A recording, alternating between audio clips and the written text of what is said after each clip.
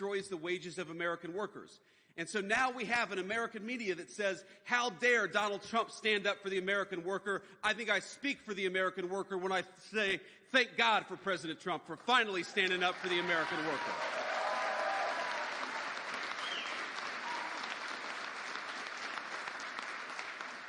Enough is enough. For 40 years, the people of this country, the businesses, the workers, everybody have been neglected, they have been ignored, and they have had a leadership that refuses to stand up for them. And that changed just 7 short weeks ago.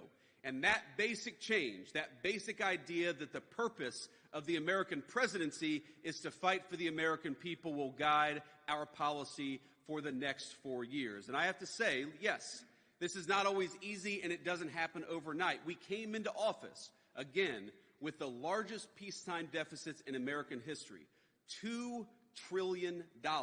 We've never seen deficits like that ever, and certainly not outside of a time of war. And we ought to ask ourselves, what did Joe Biden buy with all of our borrowed money? And the answer is not a damn thing.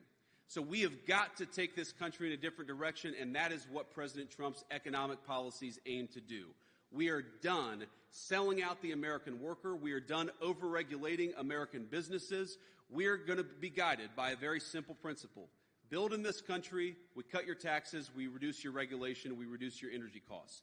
Build in this country, make American manufacturing great again, and we are going to fight for you, and the president will too.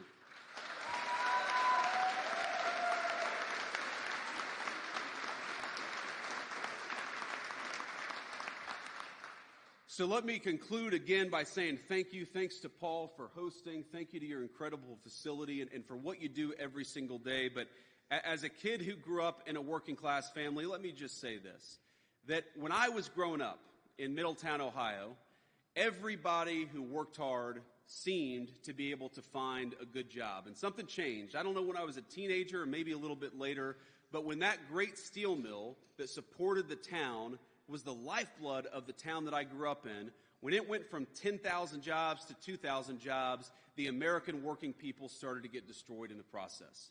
We can't keep doing that. We can't keep running the same exact playbook over and over again, expecting different results. We've got to run a different playbook. And 7 weeks ago, President Trump started to run that different playbook. We are not going to borrow from future generations to buy stuff that the communist Chinese make for us. We are not going to put people on welfare instead of giving them good middle-class American jobs. We are not going to drive housing through the roof. We're going to make it affordable again to afford an American home. That is what we're trying to do. And yes, my friends, it's not going to happen overnight. We're not going to be able to fix everything that Joe Biden broke. But I think after 7 weeks, the progress is pretty good. Egg prices are lower than they were when we took office. That's good. We got gasoline is much lower than it was when we took office. We've got inflation at the lowest level that we've seen in many years for the American people. So we're making very, very good progress. But we know that 7 weeks is not enough. What we need to really rebuild American manufacturing, to really invest in the American worker, is not just 7 weeks of solid progress. It is 4 years of President Trump fighting for the American people every single day.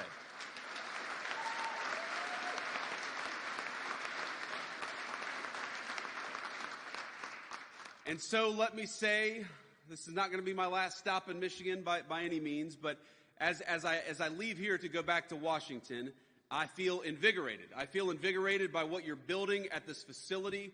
I feel invigorated by the incredible opportunities that this plant, this facility provides to American workers. I feel